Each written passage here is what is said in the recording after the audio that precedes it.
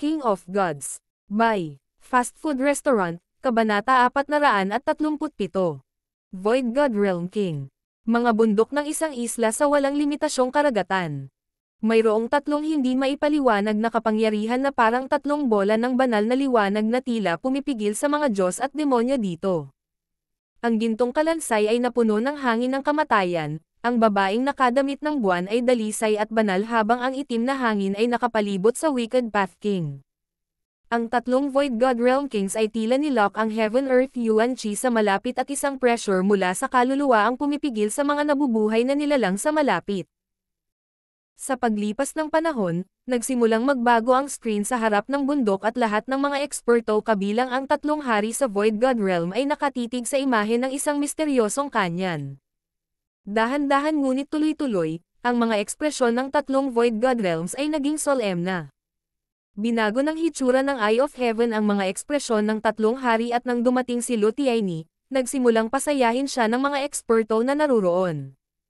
Gayunpaman, pagkatapos ng labanan sa Eye of Heaven at sa mahimalang kakayahan ng maliit na magnanakaw na pusa, hindi alam kung buhay o patay si Lutiaini at bumaba ang kapaligiran. Ang maliit na pusa na iyon ay may talento na spatial escape. Kung hindi ako nagkakamali sa pagkakataong iyon, nagtago ang pusa sa loob ng interspatial ring ni Lutiaini. Ang gintong kalansay at ang Wicked Path King ay nagkatinginan ng may pagtataka. Pagkatapos ng lahat, ang dalawang ito ay nasa Void God Realm at may mga hula sa pamamagitan lamang ng pagtingin sa isang malabong imahe. Nalasan si Lutiaini at hindi alam ang kanyang estado. Ang babaeng nakasuot ng buwan ay nakakunot ang mga kilay na may pag-iingat. Bagamat hindi niya disipulo si Lutiaini, ang talento at potensyal ni Lutiaini ay talagang kabilang sa pinakamataas sa Pure Moon Spiritual Sect. Malaking kawalan para sa sekta kung mawawalan sila ng ganitong henyo. Ang gininto ang kalansay at ang Wicked Path na hari ay nagulat at natutuwa. Sa sagupaan na iyon sa misteryosong kanyan, ang Pure Moon Spiritual Sect ay nawalan ng maraming True Lord ranks at ang mga nasawi sa Moon Demon Palace at Black Cliff Palace ay mas kaunti. Pagkaraan ng ilang sandali, ang mga imahe ng screen ay biglang naging malabo at baluktot. Ruins Treasured Palace. Bulalas ng isang pares ng mga eksperto na naruroon. Ang Ruins Treasured Palace ay eksaktong dumaong kung saan naroon si Zhao Fang. Kaagad na sinundan iyon. Shua. Sina Lutiaini at Li Hong ay pinabalik sa labas ng mundo sa himpapawid sa itaas ng mga bundok. Nagbago ang ekspresyon ng babaeng nakasuot ng buwan nang makita niya sina Lutiaini at Li Hong. Malinaw na ang sitwasyon ng dalawang True Lord ranks ay nakakaramdam pa nga siya ng bahagyang problema. Iligtas mo muna si Tiaini. Bahagyang winawagayway ng babaeng nakasuot ng buwan ang kanyang kamay at bumalot kay Lutiaini ang isang arko ng makinang napilak na liwanag ng buwan. Woo! Napaungol si Lutiaini sa sakit kahit na wala siyang malay. Diretso pagkatapos nito.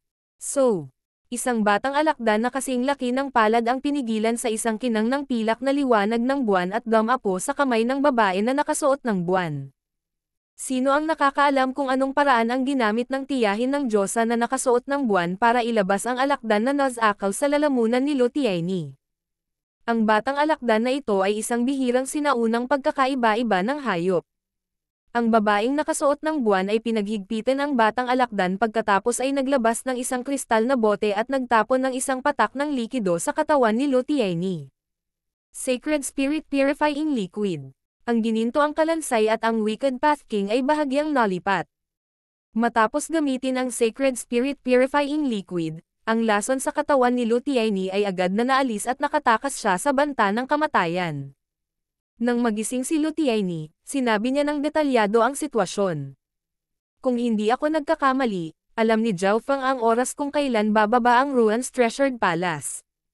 Mukhang ang pinakamasamang sitwasyon ang nangyari. Ang Purple Saint Partial Spirit ay nakapili na ng isang tagapagmana. Ang tagapagmana ay maliwanag na isang tagalabas.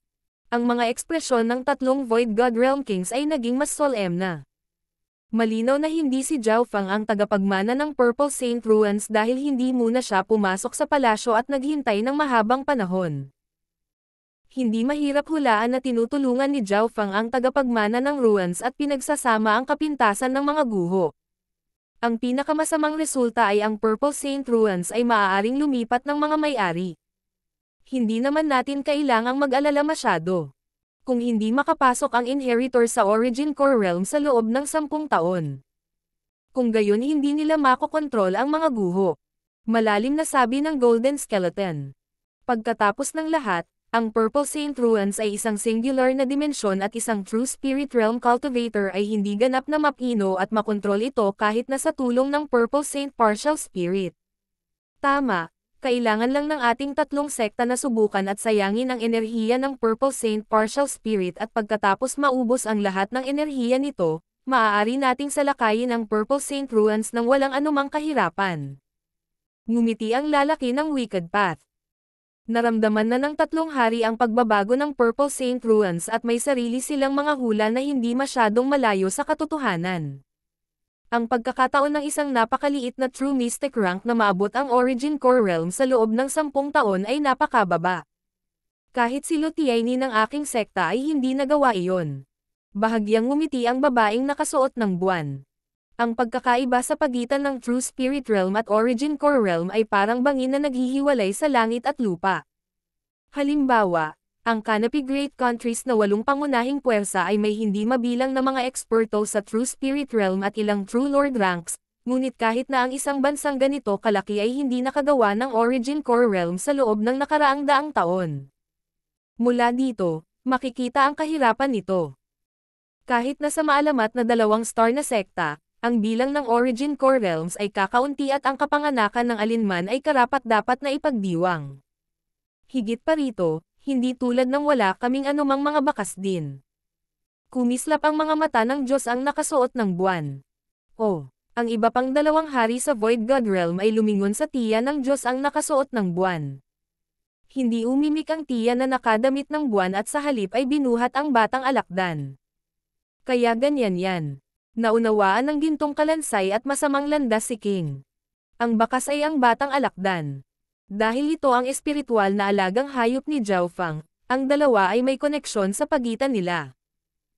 Ang sinaunang variation beast na ito ay palalaihin ng Pure Moon Spiritual Sect. Kung mas malakas ito, mas malakas ang koneksyon nito sa Zhao Fang na iyon. Kapag malakas na ang senses nito, may detect pa natin kung nasaan siya. Sabi ng Diyos ang nakadamit ng buwan at iniligpit ang batang alakdan. Kasabay nito, sa isang eleganteng bulwagan sa loob ng Purple Saint Ruins. Dumating si Zhao Fang at ang mga disipulo ng 3 sekta. Ang mga disipulo ay nag-iingat kay Zhao Fang at hindi siya inatake. Sa katotohanan, pagkatapos ng labanan, si Zhao Fang ay naubos ng maraming enerhiya at hindi nang ahas na gamitin ng labis ang God's Spiritual Eye. Sa loob ng dimensyon ng kanyang kaliwang mata, ang nagyayelong lawa ay umabot ng hanggang 9 yarda ang lapad at umabot sa isang bottleneck. Naramdaman ni Zhao Fang na kapag ang nagyayelong lawa ay lumampas sa 10 yarda na marka, ang God's Spiritual Eye ay maaaring sumailalim sa isa pang pagbabago at hindi maisip ni Zhao Fang kung anong mga pagbabago ang mangyayari. Shua! Kumalas ang Yin Shadow Cloak at nawala ang figure ni Zhao Fang.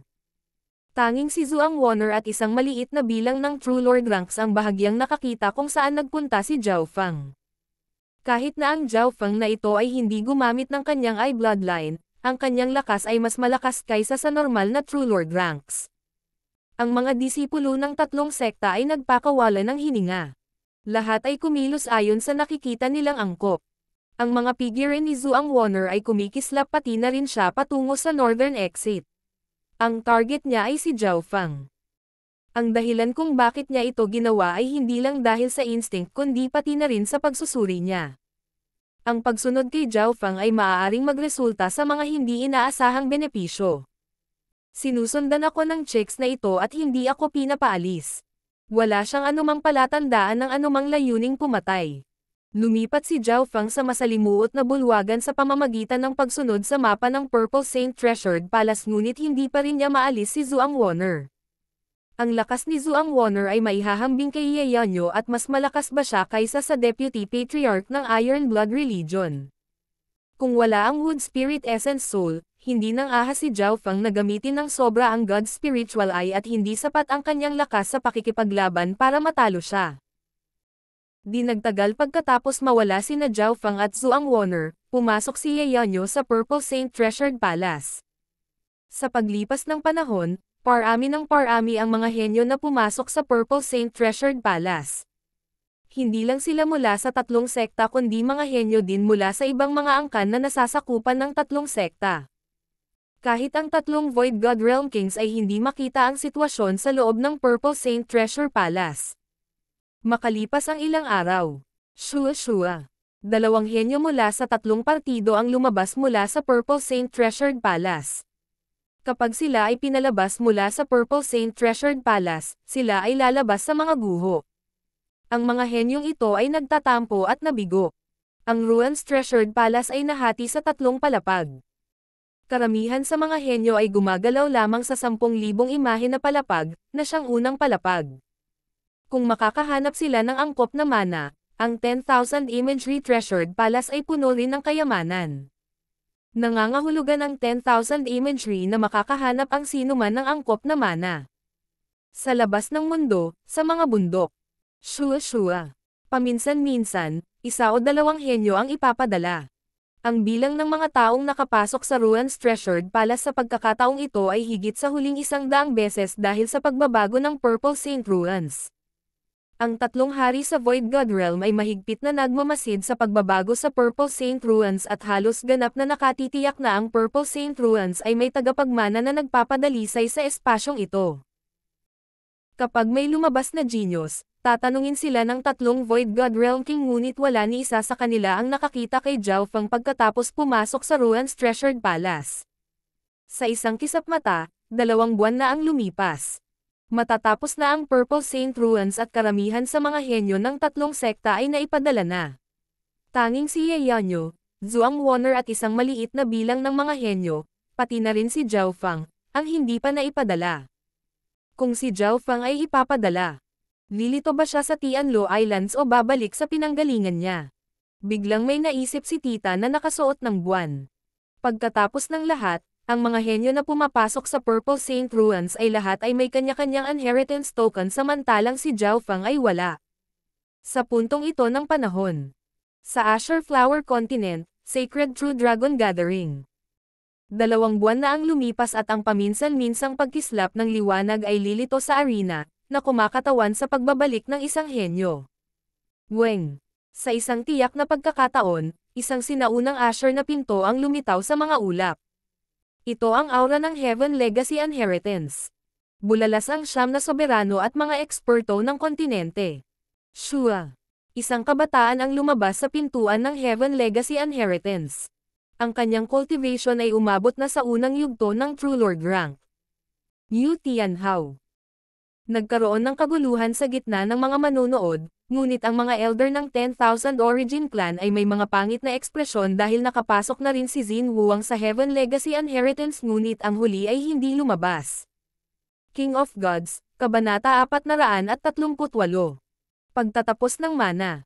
Ang hitsura ni Yu Tianhao ay nakakuha ng atensyon ng buong Sacred True Dragon Gathering.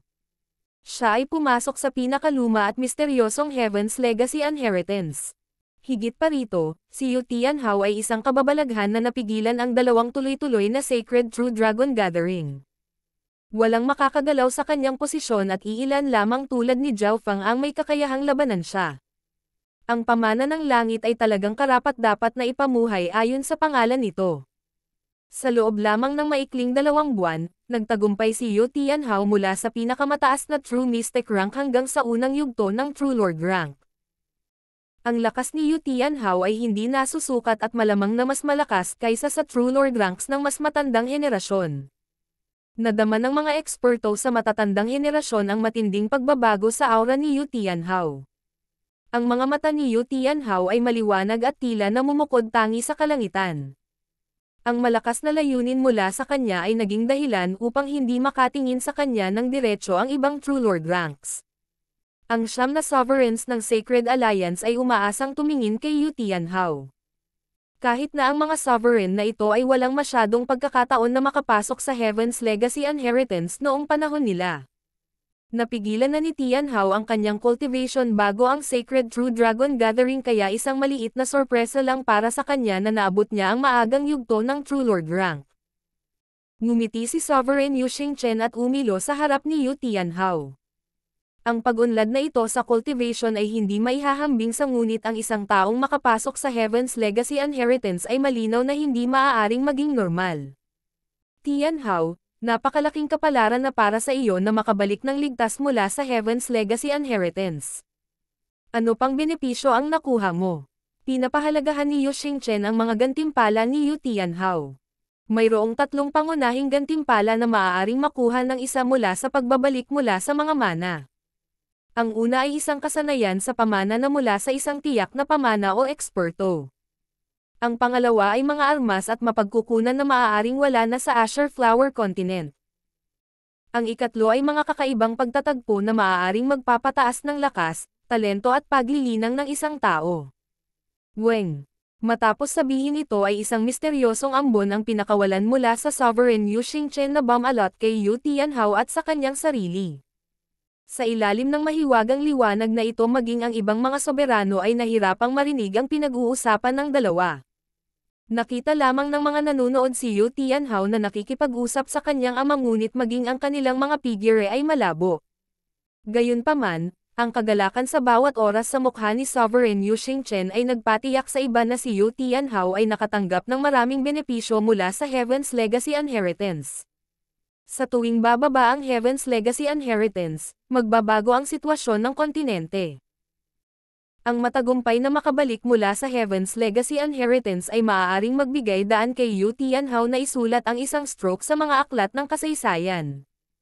Ang bronze skin na Giant Deputy Palace Lord ay may papuri at inaasahan sa kanyang mukha. So.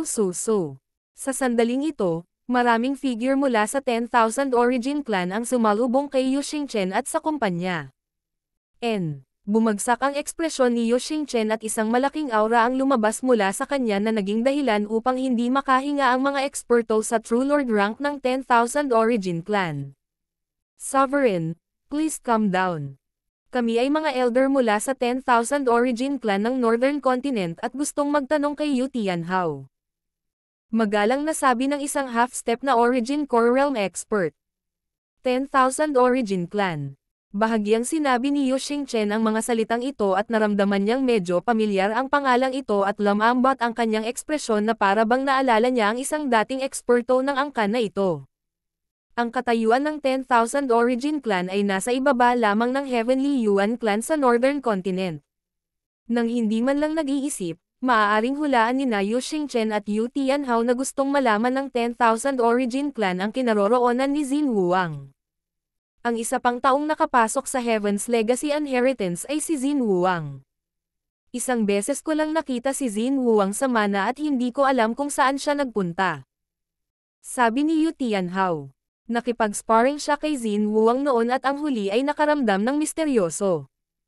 Ang tanging bagay ay ang mga henyo na nakapasok sa Heaven's Legacy Inheritance ay hindi limitado sa Azure Flower Continent at maaaring mula sa labas ng mundo.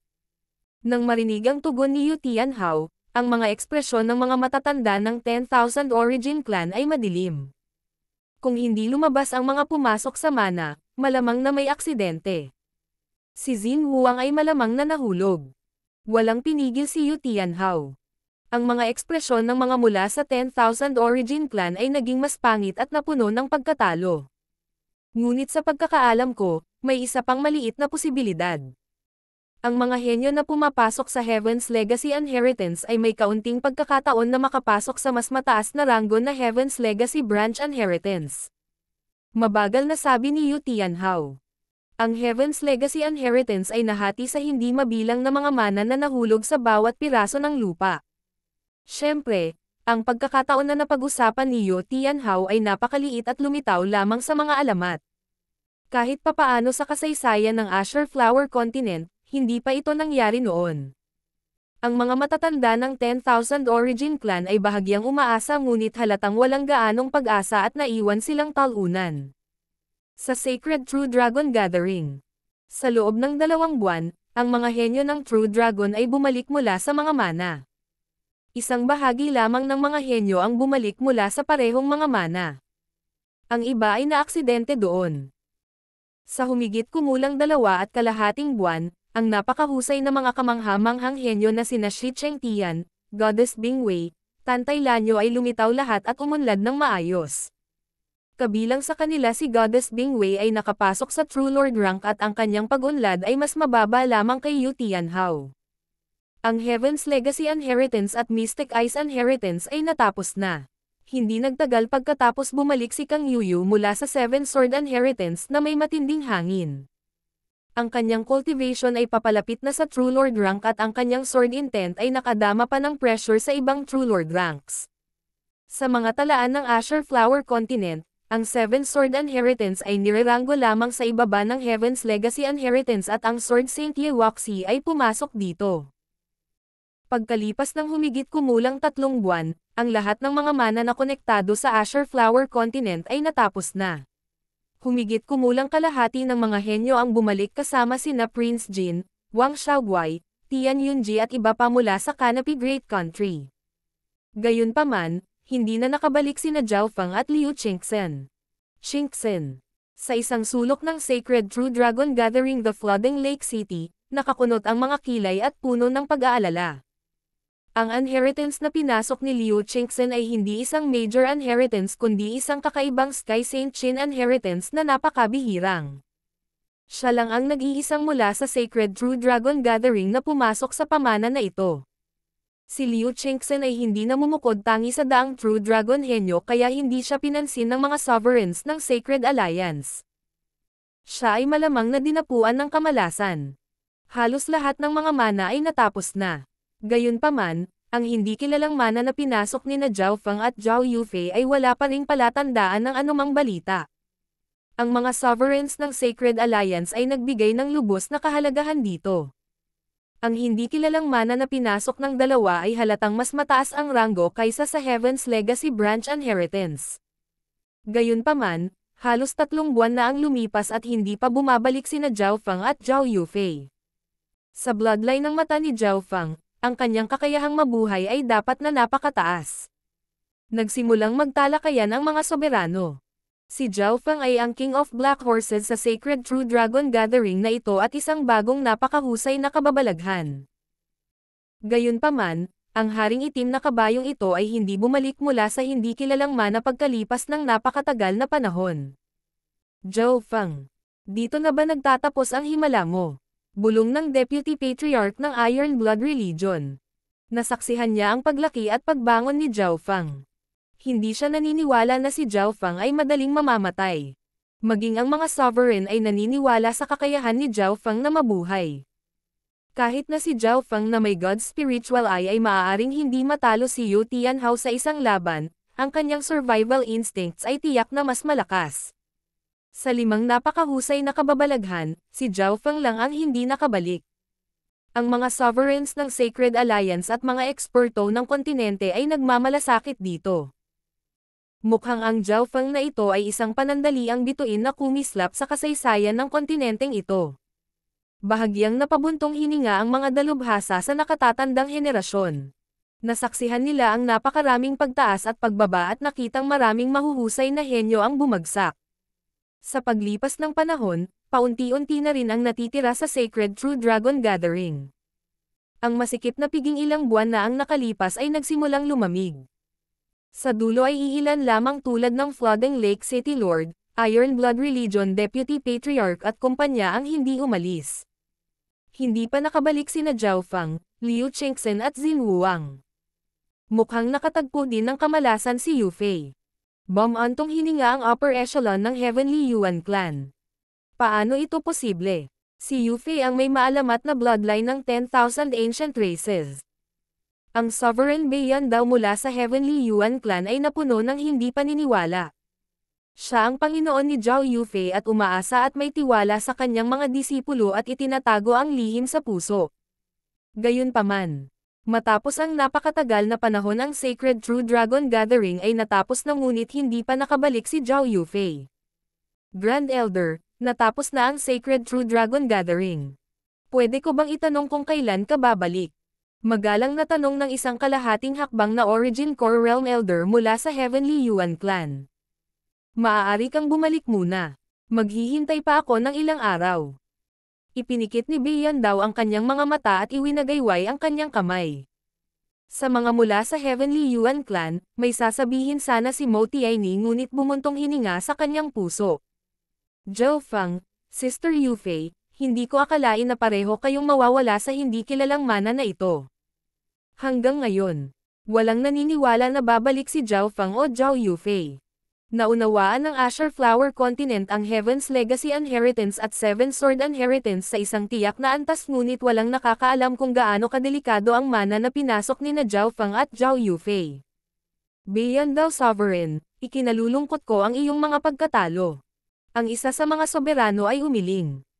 Deputy Patriarch, kailan tayo babalik sa dakilang bansa? Malamang na kay Zhou Feng na iyon. Tanong ng isang tagapagtanggol ng Iron Blood Religion. Maghintay pa tayo ng 3 araw. King of Gods, Kabanata 439. Emperor Inheritance. Maghintay pa tayo ng 3 araw. Paus at malalim ang tinig ni Timo na may kulay dugong buhok habang pinagmamasdan ang sinaunang arena. Ang sinaunang arena ay patay na tahimik at ang mga kahanga-hangang estatwa ng bato ay nakatulog ng mahimbing. Ang invisible mental energy power ay nawala. Bukod kay Timo, hindi rin umalis ang Flooding Lake City Lord. Ang Grand Elder ng Heavenly Yuan Clan na Beyond thou Sovereign ay nakapikit at napabuntong hininga. Mahigit kalahati ng mga sovereigns ng Sacred Alliance ay umalis at tinatalakay kung paano haharapin ang Scarlet Moon Demonic Religion. Lumipas ang 3 araw sa isang kisap mata.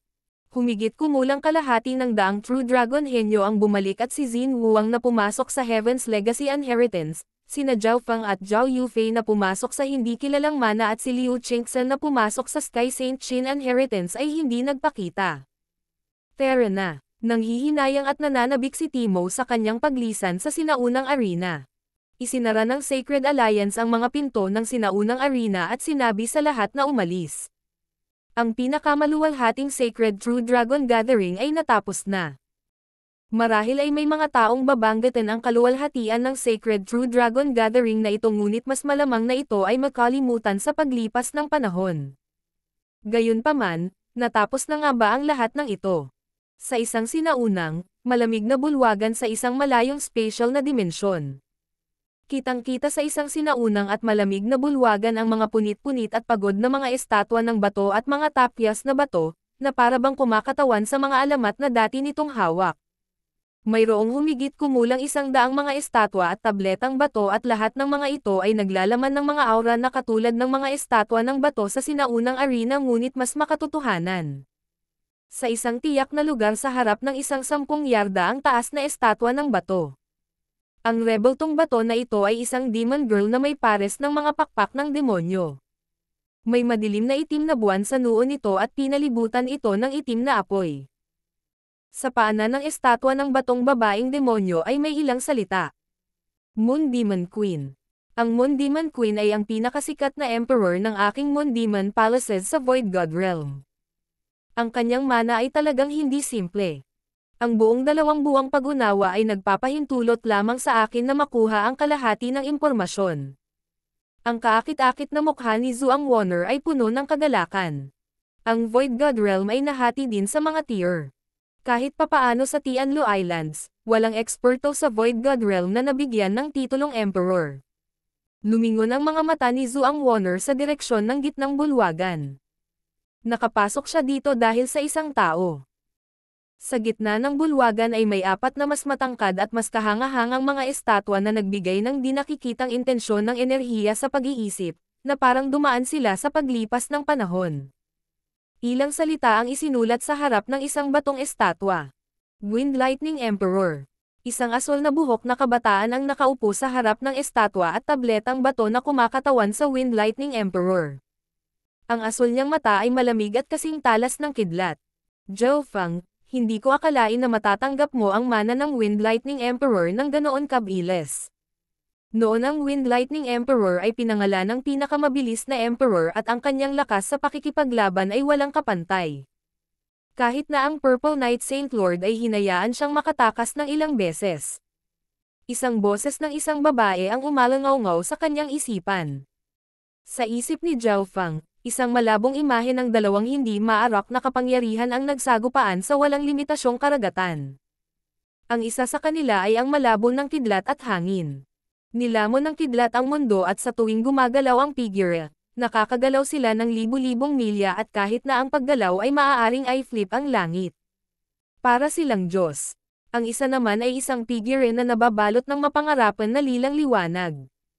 Ang figure ay katulad ng Purple Saint Partial Spirit ngunit may mas mataas na cultivation at nakipaglaban sa blur ng hangin at kidlat.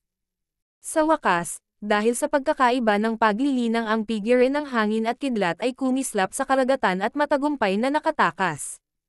Ang Wind Lightning Emperor na ito ay talagang karapat-dapat na maging pinakamabilis na emperor. Siya ay may kakayahan na hamanin ang mga may mas mataas na paglilinang at kahit na makatakas mula sa Purple Knight Saint Lord. Dahan-daang tumayo si Zhao Feng. Ang bawat estatwa ng bato at tabletang bato dito ay kumakatawan sa isang alamat. Dahil naiintindihan ni Zhao Feng ang mga batas ng kidlat, pinili niya ang mana ng Wind Lightning Emperor at gamit ang kanyang pangunawa sa kidlat at kakayahan sa pag-unawa ng God's Spiritual Eye, nakuha niya ang pagkilala sa estatwa ng bato. Ang bawat estatwa ng bato dito ay naglalaman ng mental energy spirit na katulad ng Purple Saint Partial Spirit ngunit ang kanilang katalinuhan ay hindi mataas at ang kanilang mga kalooban lamang ang natitira. Kahit na ang mga emperor sa Void God Realm ay bumagsak, ang kanilang mga kalooban ay maaaring umiral pa rin sa loob ng maraming taon. Nabasag at naglaho ang tatlong palapag ng manang kidlat sa sukat ng kaliwang mata niya. Isang sinaunang stone tablet ang pinalitan at ang mga alon ng hangin at kidlat ay humihip sa gitna nito na naglalaman ng pangunawa at pangunawa ng Wind Lightning Emperor. Ang buong Wind Lightning Stone Tablet ay madilim at madilim. Wala pang 1% nito ang maliwanag. Hindi ko naintindihan kahit 1% ng pangunawa ng Wind Lightning Emperor sa loob ng 2 buwan. Umalis si Zhao Feng sa pangunawa na may pagod. Ang lightning inheritance na natutunan niya noon ay hindi kahit 1% ng pamana ng Wind Lightning Emperor. Mahirap isipin kung gaano kakilakilabot ang lakas ng pakikipaglaban ng Wind Lightning Emperor na ito noong nasa tuktok na siya. Ang maalamat na treasured na palasyo ay mayroong 4 na matataas na estatwa ng bato at mga tapyas na bato. Ang mga may-ari ng 3 sa kanila ay nakarating na sa Mystic Light Realm at isang hakbang ang layo mula sa Heavenly Divine Realm. Makikita ng isang tao kung gaano kakaiba ang Wind Lightning Emperor para sa kanyang batong estatwa na nasa parehong katayuan sa 3 iba pa. Ang dahilan kung bakit pinili ni Zhao Feng ang mana na ito ay dahil ito ang pinakaangkop para sa kanya. Hindi niya pinili ang Ice Elemental Inheritance dahil nag-aalala siya na kapag muling nag-evolve ang God's Spiritual Eye, magbabago ang bloodline niya at kapag nagbago na ang bloodline niya, mawawalan ng kahulugan ang Ice Inheritance na pinili niya. Ang Wind Lightning Inheritance ay walang ganitong problema. Si Zhao Feng ay may pundasyon para sa landas ng hangin at kidlat mula pa noong unang panahon. Meow meow. Sa kabilang panig ng palasyo nakahiga ang katawan ng munting pas ang magnanakaw sa dingding na bato. Sa dingding na bato ay isang madilim na transparent na punyal. Ang maliit na pas ang magnanakaw ay nakaupo sa harap ng punyal na ito sa loob ng isang buong 2 buwan at paminsan-minsan ay winawagayway ang mga paa nito sa pagkabigo. Jang. Ang madilim na transparent na punyal ay biglang naglaho sa batong dingding. Meow meow. Masayang hinablot ng maliit na pas ang magnanakaw ang punyal gamit ang mga paa nito. Napatingin si Zhao Feng dito at bahagyang nagulat. Nagawa na nito sa wakas. Paano ito posible? Talagang nakuha nito ang maalamat na sandata na ito. Ang boses ng Purple Saint Partial Spirit ay napuno ng gulat at takot. Shua. Matapos matanggap ang madilim na transparent na dagger ay kumislap ito sa hangin at dumapo sa balikat ni Zhao Feng. Bahagyang natigilan si Zhao Feng. Anong uri ng sandata ang ginawa ng munting pas ang magnanakaw na nagpapanik at takot pa sa Purple Saint Partial Spirit? Higit pa rito, pagkatapos makuha ang punyal, ang mga kakayahan ng maliit na magnanakaw na pusa ay tila naging mas malakas. Oras na. Tinanggo ni Zhao Feng ang kanyang ulo at naghanda na iwanan ang estatwa at stone tablet na ito. Sa kabilang panig ay nakita ni Zhuang Wonner ang mga kilos ni Zhao Feng at gustong sumunod ngunit medyo nag-aalangan. Ang bilis niya sa pagtanggap ng mana ay hindi kasing bilis ni Zhao Feng at ng maliit na pas ang magnanakaw at hindi pa kompleto. Si Zhao Feng ay mayroong God Spiritual Eye na nagpapahintulot sa kanya na tumanggap ng mga mana ng mas mabilis kaysa kay Zhuang Wonner. Zhao Feng, mayroong isang inheritance weapon sa southwest na sulok ng hall na maaaring angkop para sa iyong bloodline. Ang Purple Saint Partial Spirit ay huminahon at sinabi sa kanya. Bagamat ang Purple Saint Partial Spirit ay pangunahing nakatuon sa pagtulong kay Zhao Yufei na magmana ng mga guho na ito, walang nakakaalam sa lugar pati na rin sa kanya. Sige. Tumanggo si Zhao Feng at hindi nagtagal ay nakarating sa southwest corner. Bukod sa mga pamana at kasanayan, mayroon ding mga pamana ng armas. Sa sulok ng Timog Kanluran ay isang sira-sirang kalasag, isang eleganteng sirang espada at isang malalim na asol na kristal na sibat. Ang mga may-ari ng tatlong armas na ito noong nabubuhay pa sila ay nasa Void God Realm o hindi, ang kanilang mga armas ay hindi kukunin ng Purple Knight Saint Lord. Nang makalapit si Zhao Feng ay naramdaman niya ang malabong asol na dugo sa kanyang katawan na damaloy sa kanyang katawan. May naramdaman ang bloodline ni Zhao Feng at maging ang kanyang God Spiritual Eye ay bahagyang kumaibot. Weng! Ang malalim na asol na kristal na sibat ay nagbigay ng mahinang dagandong ng isang dragon at isang lamig na namuo sa kanyang kaluluwa. Kung ito ay isang normal na henyo na nasa True Lord rank, ang kanilang kamalayan ay maaaring selyuhan ng yelo at kahit na ang mga normal na Origin Core Realm expert ay hindi nang ahas na harapin ang pressure na ito. Jang. Ang malalim na asol na kristal na sibat ay nawala sa dingding na may larawan ng isang ice dragon. Si Zhao Feng ay likas na inabot at hinawakan ang kristal na sibat. Ito ang sikat na Ice Imperial Spear. Ang pagtatanim ng mga dating may-ari ay halos nasa itaas ng Void God Realm. Ang boses ng Purple Saint Partial Spirit ay tumunog. Agad namang nagpasalamat si Zhao Feng. Maaaring nakita ng Purple Saint Partial Spirit na ang Ice Imperial Spear na ito ay tugma sa kanyang bloodline at sinabi sa kanya. Ngayon ay natanggap na niya ang mana ng Wind Lightning Emperor at ang kanyang bloodline ay may Ice Imperial Spear. Nangangahulugan ito na nakakuha si Zhao Feng ng dalawang mana ng sabay-sabay. Ang Ice Imperial Spear ay naglalaman ng legacy ng dati nitong may-ari at ang sandata na ito mismo ay may mga batas ng yelo. Ang tanging ikinalulungkot lang ay ang rank ng Ice Imperial Spear na ito ay bumagsak at malayo ito sa prime. Gayunpaman, kahit na ang halaga ng Ice Imperial Spear na ito ay nagkakahalaga ng higit sa 1,000 beses kaysa sa iba pang mga bagay na mayroon si Zhao Feng. Ang Three-Flowered Treasured Lotus, Luo Hao Bao, Water Moon God Peach Fan at iba pang mga item ay hindi na nagamit para kay Zhao Feng.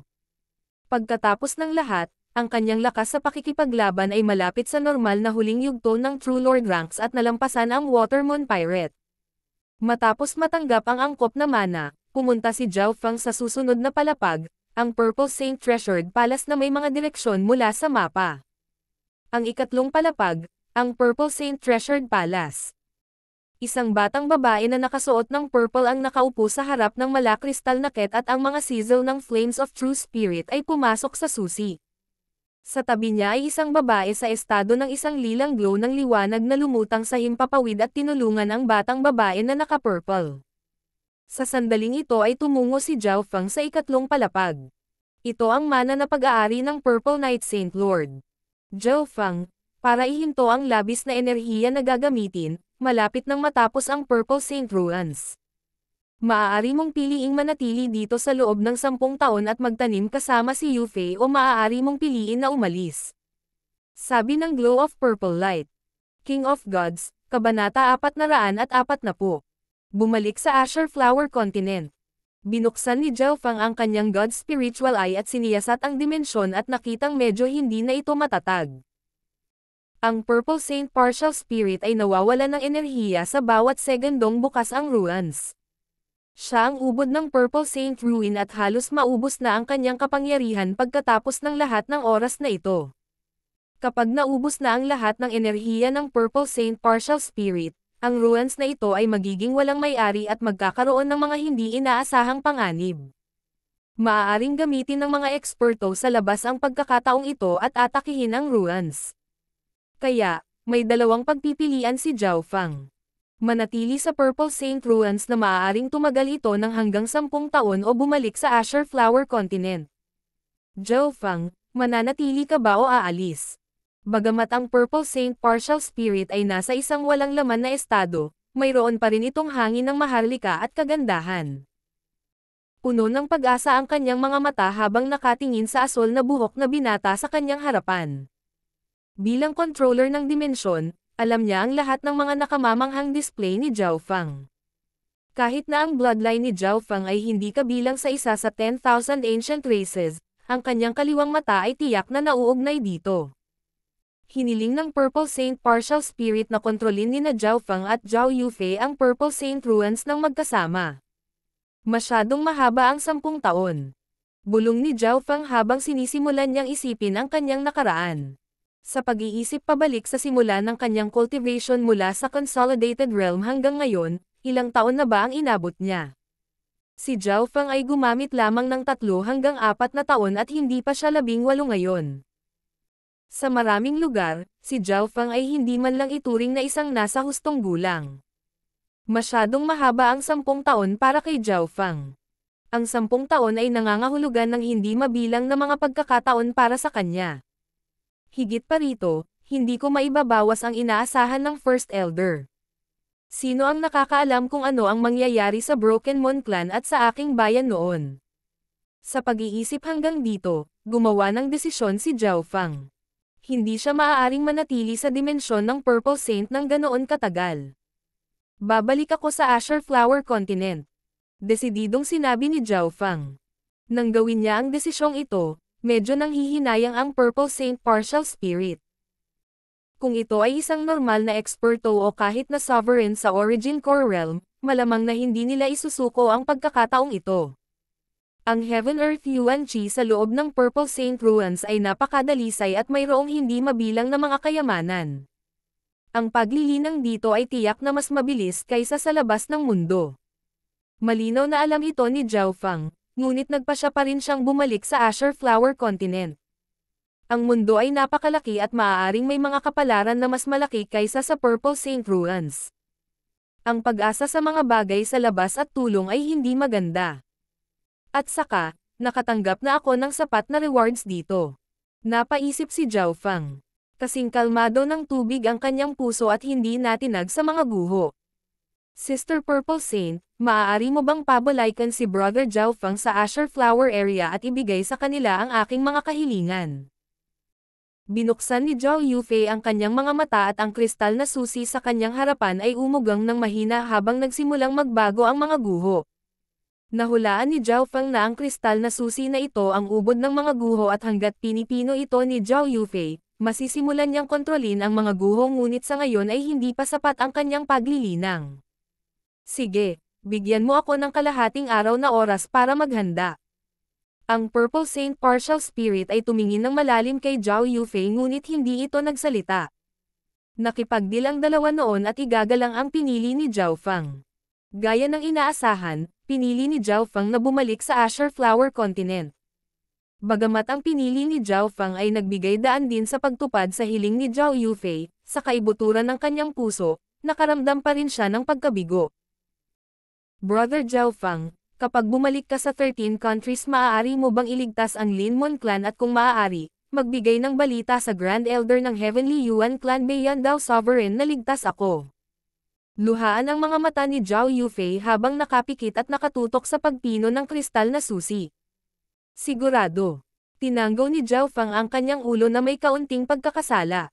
Hindi niya matulungan si Zhao Yufei na pinuhin o kontrolin ang dimensyon ng Purple Saint at halatang hindi siya maaaring manatili dito ng 10 taon. Pagkatapos, naka-crossleg si Zhao Fang habang naghihintay na lumipas ang kalahating araw at matapos ang mga guho. Gamit ang oras na ito, inayos ni Zhao Fang ang kanyang nakuha mula sa Purple Saint Ruins. Sa gitna ng lahat, ang Life Returning Grass at ang kumpanya ay napakahalaga sa Azure Flower Continent at kung ikukumpara dito ang mga kayamanan mula sa Watermoon Treasury ay wala. Nakatanggap din siya ng 2 pangunahing pamana, ang Wind Lightning Emperors, at Ice Imperial Spear.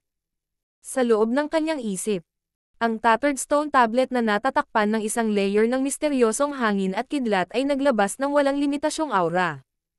Ang Wind Lightning Stone tablet na ito ay kumakatawan sa diwa ng isang emperor. Bagamat ang Wind Lightning Stone tablet na ito ay pagod na at madilim, wala pang 1% ang maliwanag.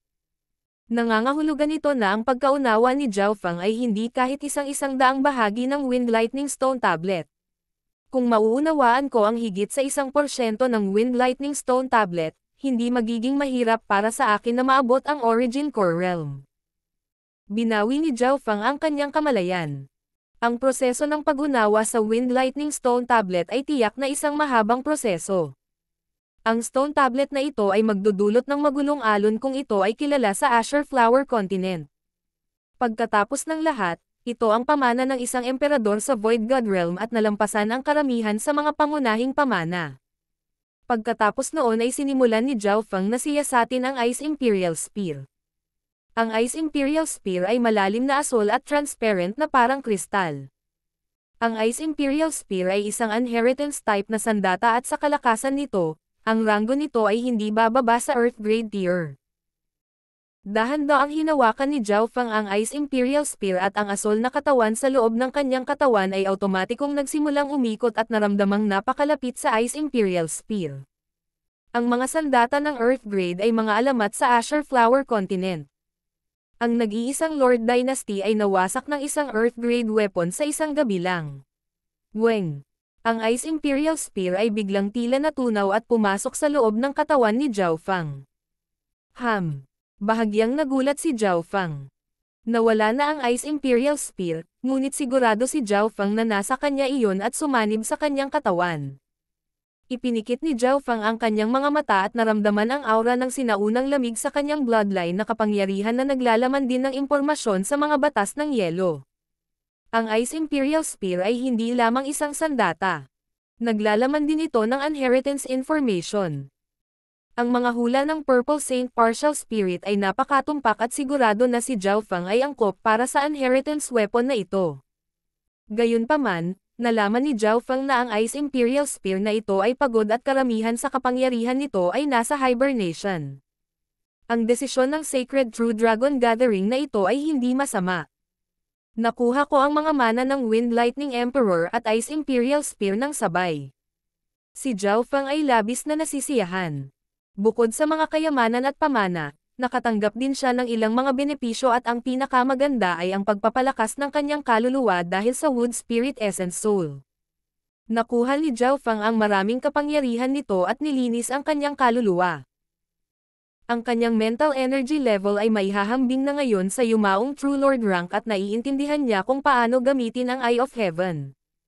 Ito lang ay sapat na para mabaliw sa selos ang iba pang mga henyo ng tatlong two-star sects. Unti-unting lumipas ang oras at inayos ni Zhao Feng ang kanyang nakuha. Kapag may mga gantimpala, may mga pagkalugi. Hindi mapakinabangan ni Zhao Feng ang espiritual na mata ng Diyos sa loob ng maikling panahon at hindi madaling gumamit ng makapangyarihang mga kasanayan. Bukod doon ay iniwan din ng batang alakdan si Zhao Feng. Nagtanong si Zhao Feng sa Purple Saint Partial Spirit at ang sagot na natanggap niya ay namatay na ang batang alakdan o wala sa mga guho. Ang batang alakdan ay hindi pa dapat patay dahil nararamdaman ko pa rin ang isang maliit na koneksyon. Sigurado si Zhao Feng. Siyempre, kumpara sa napakalaking benepisyo na nakuha niya, ang pagkawala ng batang alakdan ay wala. Shua. 2 Dark Silver Poison Corpses ang lumitaw sa tabi ni Zhao Feng. Sa mga tuntunin ng lakas ng labanan, ang 2 Dark Silver Poison Corpse na ito ay maaaring pumatay ng sinuman sa ilalim ng Origin Core Realm hanggat sila ay kumukuha ng dugo. Bago ang Sacred True Dragon Gathering, hindi akalain ni Zhao Feng na magkakaroon siya ng 2 Ghost Corp Slave sa True Lord rank. Sa 2 True Lord rank Ghost Corpses lang na ito, halos lahat ng gusto niya ay magagawa niya sa Canopy Great Country. Ang ilan sa mga mas malalakas na puwersa tulad ng pangunahing pamilyang Liu ay mayroon lamang 1 o 2 True Lord ranks at ilang malakas na bansa ay mayroon din sa halagang ito. Ito ay malakas na mga bansa at mahusay na mga bansa. Ang mga maliliit na bansa tulad ng 13 bansa ay walang mga True Lord ranks at maging ang True Mystic ranks ay napakabihirang. Sa isang kisap mata kalahati, isang araw na ang lumipas. Zhou Fang, ang mana ay nagsasara na ngayon. Ibabalik kita sa Asher Flower Area. Ang boses ng Purple Saint Partial Spirit ay tumunog sa kanyang isipan. Salamat, Elder Purple Saint. Agad na nagbigay ng lubos na pasasalamat si Zhou Fang. Hindi mahirap para sa kanya na hulaan na ang Purple Saint Partial Spirit ay gugugol ng maraming enerhiya para pabalaykan siya. Zhou Fang, hindi mo kailangang maging magalang. Ito ang dapat kong gawin. Kahit na hindi ka kaibigan ni Yufei, sa katotohanang pinrotektahan mo ang Touiring Trio at ang depekto ng dimensyon, gagawin ko ang lahat para matugunan ang iyong pangangailangan. Ngumiti ang Purple Saint Partial Spirit. Pagkasabi nun, Wu! Ang Purple Saint Treasured Palace ay kumikinang sa isang makinang nalilang liwanag at isang alon ng spatial na kaguluhan. Isang purple na pinto ang biglang lumitaw sa harap ni Zhou Fang. Senior, mas mabuti kung ipadala mo ako sa southwest ng Northern Continent. Nahulaan ni Zhou Fang na malamang na natapos na ang Sacred True Dragon Gathering at ang southwest ng Northern Continent ay kung saan naroon ang 13 bansa at 2 malakas na bansa.